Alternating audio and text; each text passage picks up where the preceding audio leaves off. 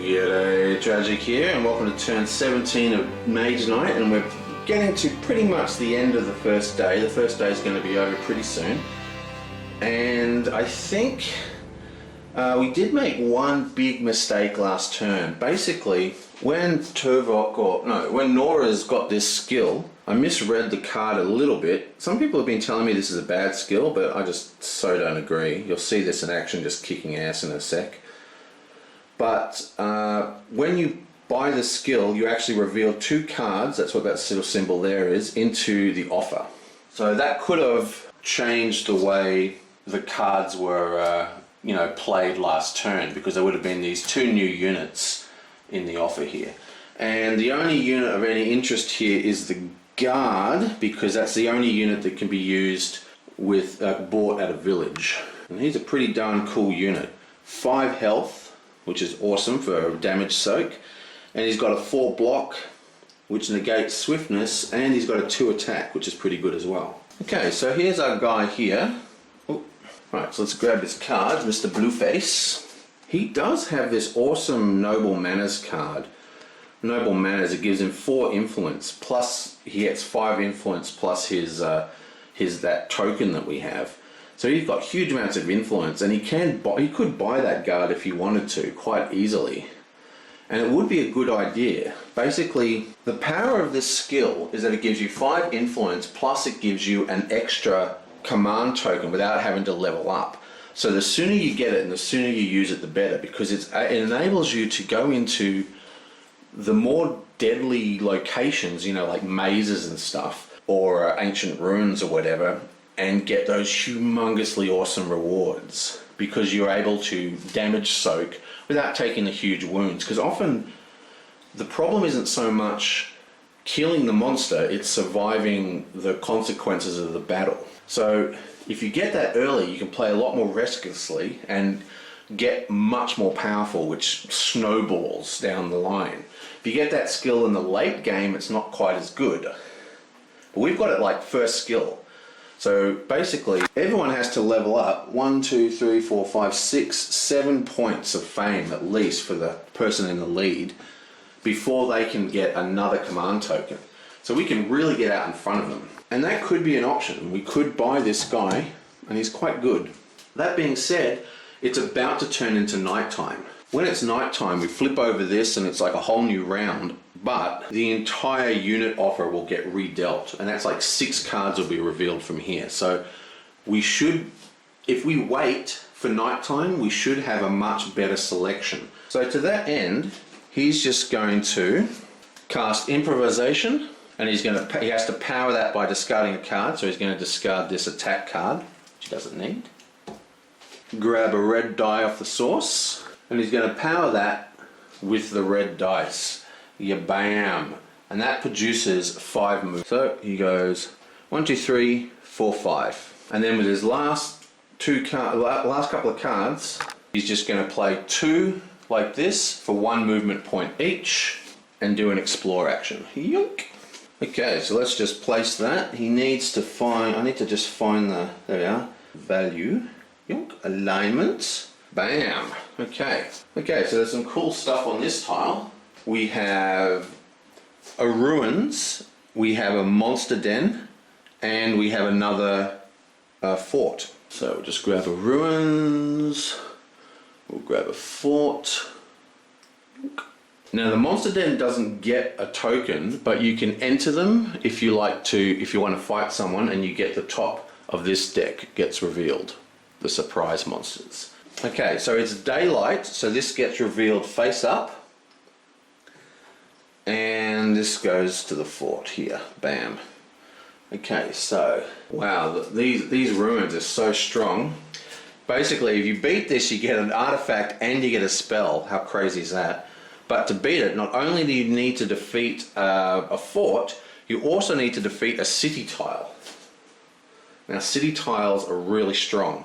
That's the white discs. Now, this is his first reveal of a tile, so we're going to put him up 2. 1, 2. And that's the end of it. All the characters have had their bonus stuff that we're assigning in this game. Okay, so let's just re-roll this. It's a green. And this is all cleaned up. Bam, bam, bam, bam. Into his discard pile. And he has one card left over, which he couldn't play, unfortunately. Now next turn, he'll want to play that to get a crystal. But for the most part, it's probably going to be game over pretty soon.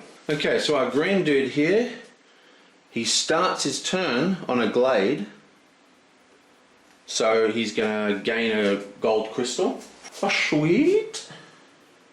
And I think he's going to stay there and just mine for a turn.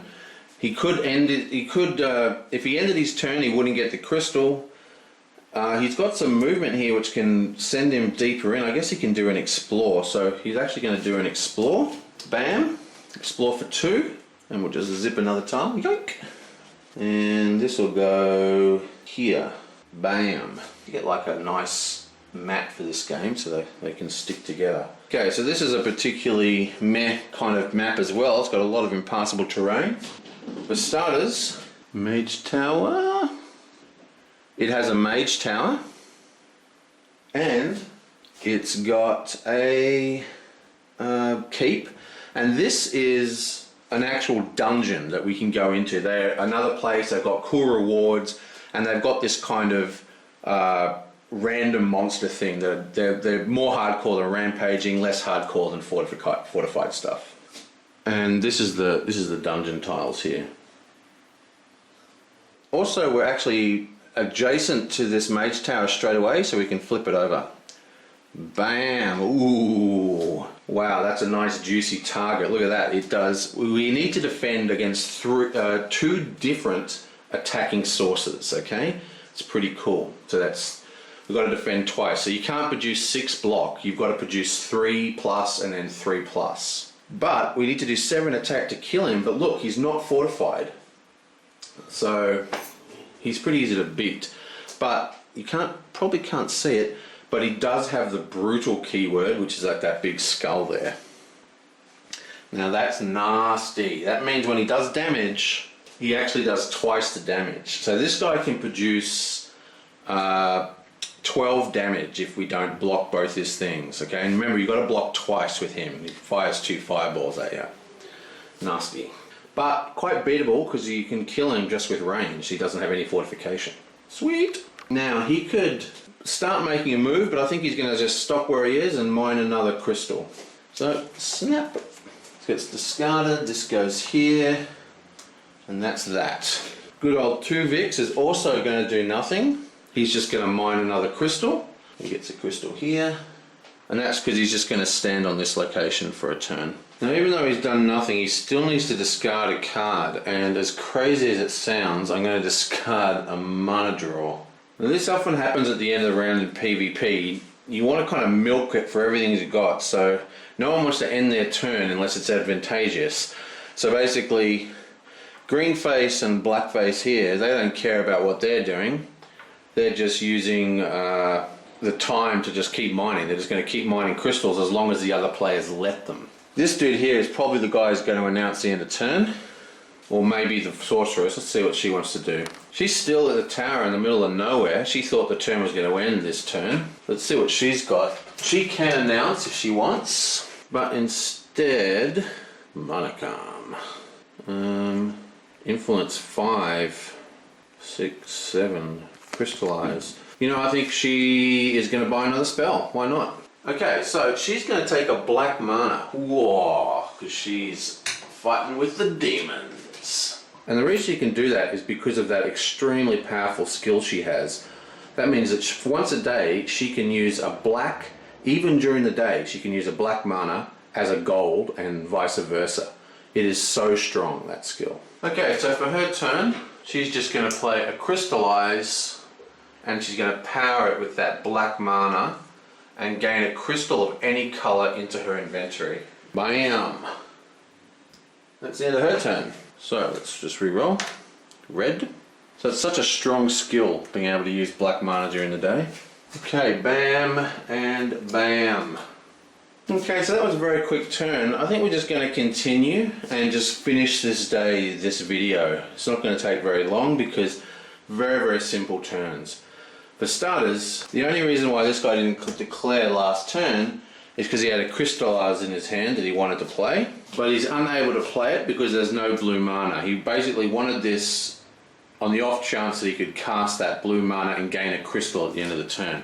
He can't do that, he's just going to call end of turn. So he's announcing end of turn. That means that's the end of his turn. He doesn't get to do anything. Green face is sitting on here and is going to get another gold gem for being on the gold pile. And I'm thinking, after he's getting his money, he's just going to do an explore for 2 by spending swiftness as just for the movement action of 2, and that's going to be an explore.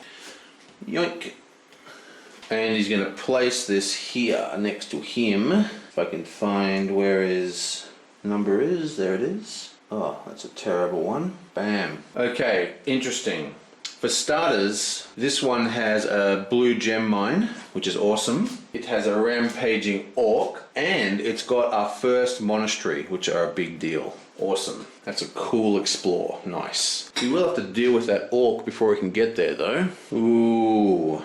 Nice. Okay, so he's a wimpy little guy. He's only 3 attack and he's 5 defense. But he does have the actual real poison trait and not the fake liar poison trait that I told you about last time. Basically, this orc that we killed before with the little dripping dagger, that is this assassination icon, not the poison icon. All assassination means is that damage cannot be assigned to units. You'll see that later on when we've got more units in the game. But this is the actual poison trait, so it's very, very hardcore, the poison trait. So even though he does 3 damage, if you take a wound, you take 2 wounds. It kind of bleeds into you.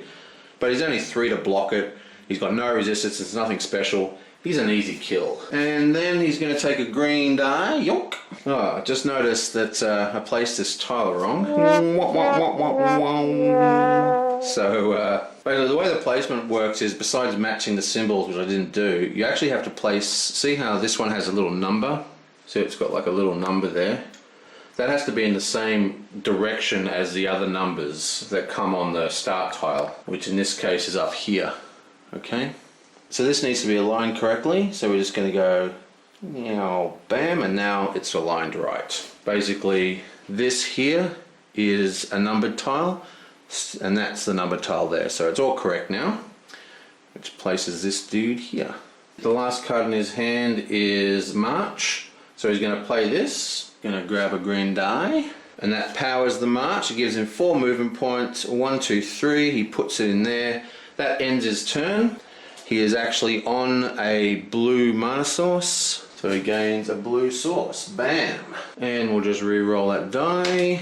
Oh, it's green again. Put that back. You block. And this gets discarded. Bam! This dude is just going to discard another card again and stay where he is and gain 1 more token. So he gains another green token.